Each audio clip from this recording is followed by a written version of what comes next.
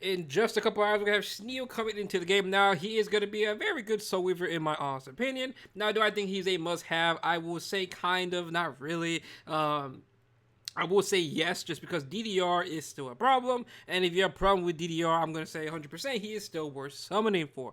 But again, let's get right into it. So, you're Soul Weaver, Earth, very, very nice. Attack percent AoE, very, very good, especially if you do get lucky in terms of dupes. Now, in terms of a kit, so speed 117, very, very good. ER inbuilt, very, very good as well. 30%, that's very, very nice. So in terms of a kit, so obviously we see this here when he has self imprint, it's going to be 18% of HP. Very, very good. Again, very good for this character. Not really complaining. I'm actually quite happy with that. So his skill 2 is a passive, increases max health by 10%. After enemy uses this skill, when an ally is affected with poison or venom, dispels all debuffs from the caster and activates cleanse. Can only be activated once every 2 turns. Dispels all debuffs from all allies and grants immunity for 1 turn before resetting skill cooldowns of the caster. Now, I am very curious because this seems very broken into DDR.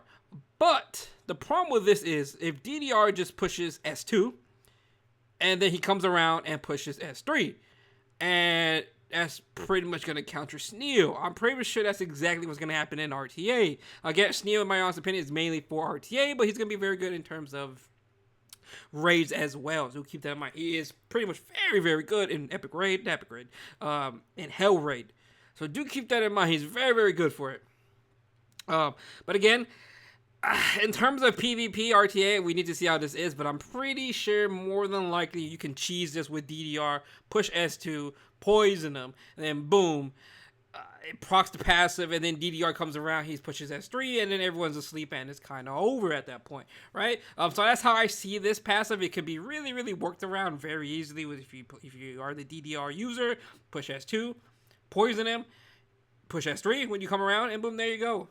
This doesn't really do much. Again, I think he's going to be pretty much a DDR counter mainly, but I think he's going to be very good still. Now, next, S3. Attacks all enemies and increases defense of all allies for 2 turns. Very good. Before increasing combat awareness of the caster by 35%. Very good as well. A successful attack inflicts 4,000 fixed damage and increases fixed damage for 4,000 every time the skill is used, second up to 2 times. So pretty much, if you are able to take a first turn before DDR, you slam this is 4,000 damage, right? So we go back over here to his passive. If DDR comes and poisons you or all that good stuff, again, resets the cooldown, and then you could do S3 yet again, which means you're going to be doing 8,000 damage on your S3, which means you're doing about 12,000 damage if you are able to get off the second S3, which should be very, very easy if you pick it into DDR. Again, he's a Soul Weaver that does fixed damage. I'm not really complaining about that. I actually do like that a lot because fixed damage on a Soul Weaver, not that bad. I actually like fixed damage a lot. So, again, I think this is very, very nice. I think it's pretty good. Again, you're mainly going to be using it versus DDR or whoever Poison or Venom comes out within the future. Again, I don't think it's a bad unit. I actually like this unit a lot. I think she's pretty good. I just think that it is very easy to play around that S2 passive.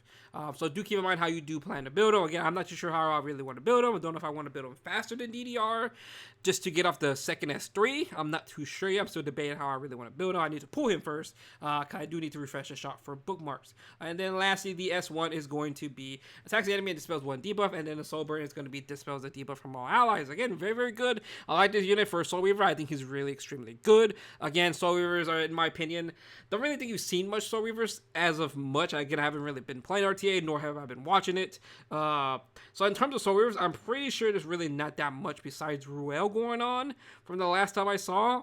And that's really about it in terms of Soul Weaver. So I think he's going to be a great addition to the game. I think he's going to be fantastic. I do think he's a must summon. But is it the end of the world if you don't get him?